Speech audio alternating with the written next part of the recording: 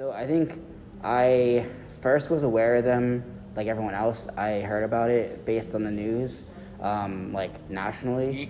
Chaos, clashes, protests, they've all intensified in Minneapolis. They'd gathered hours before, furious at the death of 46-year-old George Floyd. Across the country, what started as peaceful gatherings protesting the death of George Floyd devolved into destruction. We want to show you page 1 of this morning's Minneapolis Star-Tribune. It calls the violence that you just saw a state of agony.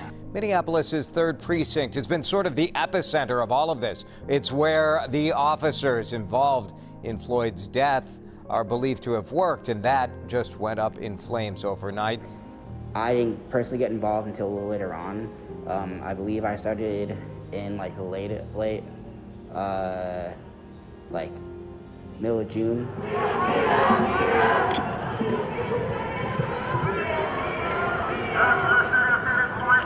So I think for me, I was protesting for 2 reasons. I was protesting because I am black, and I think that I was tired of just sitting around and watching all this imagery come in, which was, I think, pretty tough for me.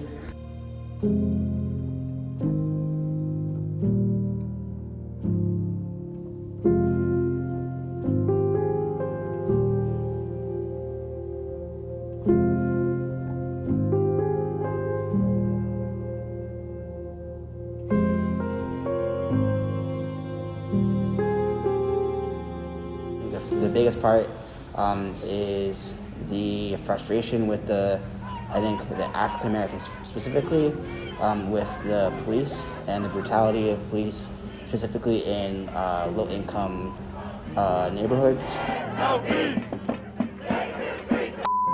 This is the Phoenix Police Department. It is unlawful to block a public thoroughfare. If you do not comply, you will be subject to arrest.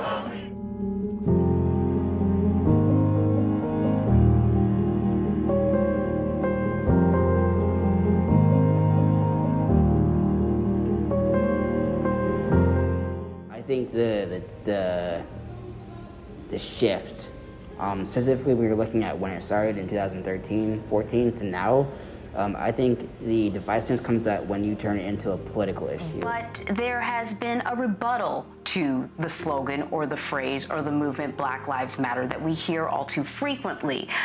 All lives matter. Overnight, a mural designed to spark the Black Lives Matter movement in Oak Park was defaced. Residents waking up this morning to find the words, "All lives matter." Black lives matter, blue lives matter, all lives matter. We fall in every single one of them boxes. I really believe that all lives matter.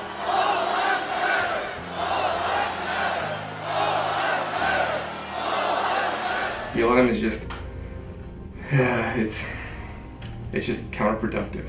So fury on the streets, Black Lives Matter and Blue Lives Matter protesters square off, protesters punched, flags burned, and it culminates with a violent confrontation with police.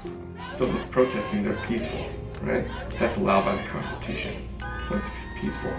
But the BLM protesters, once they got provoked in some sort of way, a number of different ways, turned into riots. At this hour, fires are still burning on the south side of Minneapolis after protesters took to the streets to demand justice for George Floyd, the unarmed, handcuffed black man who pleaded with a police officer to let him breathe as the officer pinned him to the pavement with a knee to his neck. But the mass majority of the U.S. felt bad when they initially saw what they saw. Right, when you see the video of him with a knee in the back of his neck, very few people didn't feel that that was wrong. But as you go on watching more of the film that came out way later than it should have, of what led up to that, George Floyd wasn't compliant. There is a brief struggle as the officers push the distraught Floyd into the back of a police vehicle. Seconds later, Floyd is pulled out the other side. And then people turn it into a just completely violent protest that turned into a riot, and then it just kept escalating from there. So I just don't see how, if anything, it did not help Black lives or the Black community. because now everyone sees that what comes out of it if one thing happens. At the end of the day, George Floyd had a part in his own death, in my opinion, right? Don't get me wrong, he should be in jail, not in the ground, right? But he's still responsible for his actions. I watched the video. He was claiming he couldn't breathe before because he says he's claustrophobic and want to get in the back seat. I wouldn't carry there as a police officer. I would shove him in the back because he has to get in the back. What are you gonna do? But look, if he would have gotten in the back, he'd still be alive to this day.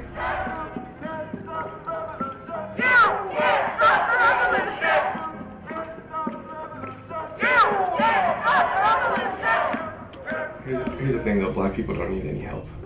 They have every ability to get themselves to where they want to be. They don't. For anybody to think that they need help, it's beside me that they think that. Keep yourself in line, just like anybody else, and you'll be okay with the cops.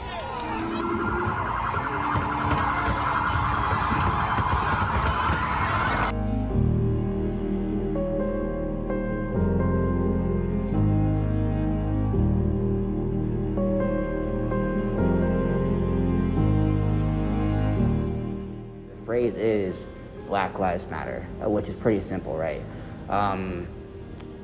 It just means what it says, and so I think when you start arguing that point, you're arguing people's lives and their value. And so for me, I wouldn't even say like personally, like I just think it makes sense. And I wouldn't argue anyone's life. And so I think that unfortunately has, for some people, become a divisive issue because it turns political, because they assume that when you're talking about Black Lives Matter, you're talking about a political issue, but it doesn't always have to be connected.